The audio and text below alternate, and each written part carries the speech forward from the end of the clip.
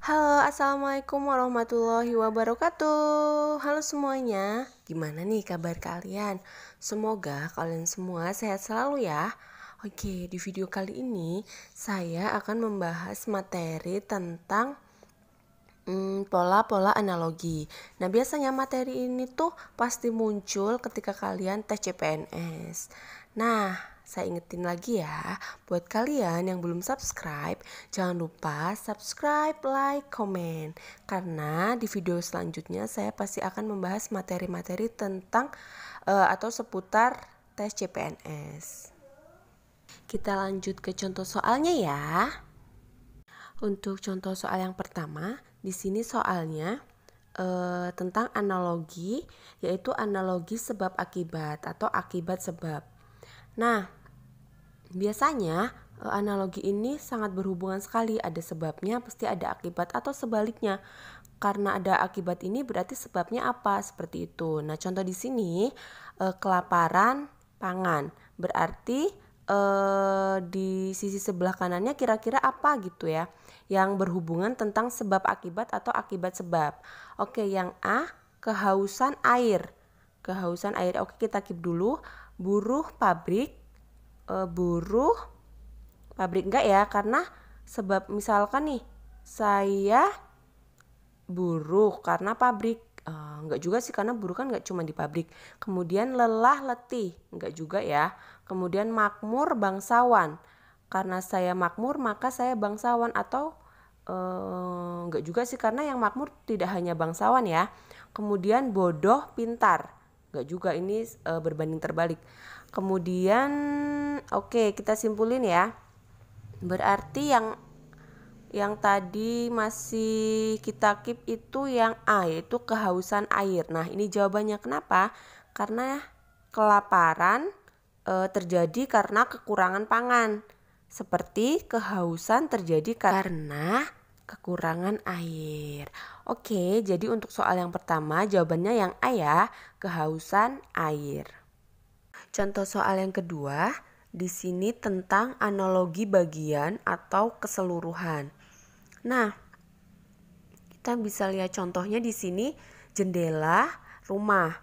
Nah, jadi analogi bagian itu adalah, kita misalkan ya, A adalah bagian atau keseluruhan dari B dan C adalah bagian atau keseluruhan dari D. Di sini kita misalkan untuk yang A itu jendela, yang B itu rumah. Jadi yang titik-titik itu adalah C dan D yang harus kita cari persamaannya. Nah, kita lihat di sini jawabannya. A itu telinga dan anting. Telinga merupakan bagian dari anting, bukan ya? Karena telinga itu dan anting itu berbeda, jadi bukan bagiannya. Kemudian emas bagian dari perak, beda juga, bukan.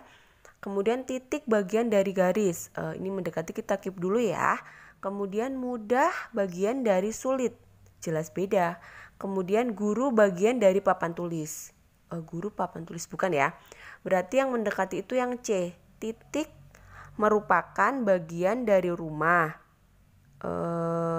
Jadi seperti, maksudnya di sini yang C itu titik garis. Berarti jendela merupakan bagian dari rumah, seperti titik merupakan bagian dari garis. Jadi untuk soal yang nomor 2 ini jawabannya adalah yang C, titik merupakan bagian dari garis. Oke, gimana nih teman-teman? Kalian sudah mulai paham belum dari contoh soal yang pertama dan contoh soal yang kedua? Kalau kalian sudah paham, kita langsung ke contoh soal yang ketiga ya. Nah, di sini contoh soal yang ketiga itu tentang analogi cabang ilmu. Nah, contohnya di sini adalah patologi penyakit. Nah, penjelasan dari analogi cabang ilmu sendiri itu adalah maksudnya itu yang A itu, atau kita misalkan dulu nih, A itu patologi, kemudian B itu penyakit. Nah, A itu merupakan cabang ilmu dari B. Berarti nanti jawabannya itu adalah C merupakan cabang ilmu dari D. Oke, kita lihat di sini contoh soalnya patologi penyakit. Pilihannya yang A, virus wabah. Virus itu kan bukan cabang ilmu dari wabah, bukan ya? Bukan. Kemudian yang B, geologi, cabang ilmu dari kardiologi, bukan. Kemudian moneter, cabang ilmu dari keuangan, bukan ya. Kemudian penduduk cabang ilmu dari sosiologi. Cabang ilmu dari sosiologi bukan. Kemudian yang E, astrologi cabang ilmu dari perbintangan. Berarti astrologi cabang ilmu. Iya benar ya. Berarti jawabannya itu adalah yang E. Jadi patologi merupakan cabang ilmu yang mempelajari tentang penyakit, seperti astrologi merupakan cabang ilmu yang mempelajari perbintangan. Jadi untuk soal yang nomor 3 jawabannya adalah yang E. Oke, itu tadi beberapa contoh soal tentang analogi. Nah, di sini saya punya tips sukses nih buat kalian untuk mengerjakan tes analogi. Beberapa tipsnya bisa kalian simak. Untuk yang pertama, carilah hubungan kata pada jawaban yang akan Anda pilih. Pilihlah sesuai dengan pola yang muncul. Kemudian yang kedua, carilah kunci atau hubungan yang unik dari dua kata atau lebih yang diberikan. Kemudian yang ketiga, jika Anda telah menemukan hubungan kata pada soal namun jawaban Anda masih meragukan, Anda dapat membuatnya menjadi kalimat yang singkat dan jelas dengan menggunakan hubungan kata yang Anda pilih. Jika hubungan kata yang Anda pilih memiliki makna yang mirip atau kurang lebih sama, maka pilihlah hubungan kata tersebut. Lalu yang keempat, perhatikan baik-baik urutan kata yang Anda susun.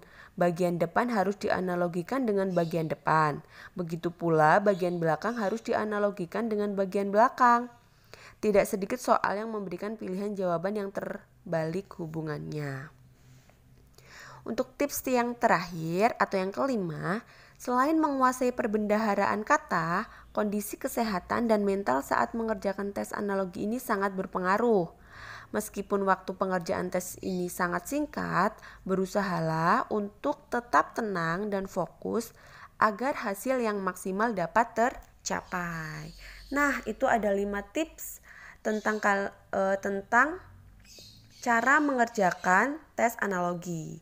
Jadi kalian harus benar-benar memahami kalimat-kalimat yang disajikan dari soal-soal yang akan diteskan. Oke, terima kasih buat kalian yang udah nonton videonya. Tunggu video selanjutnya ya. Wassalamualaikum warahmatullahi wabarakatuh.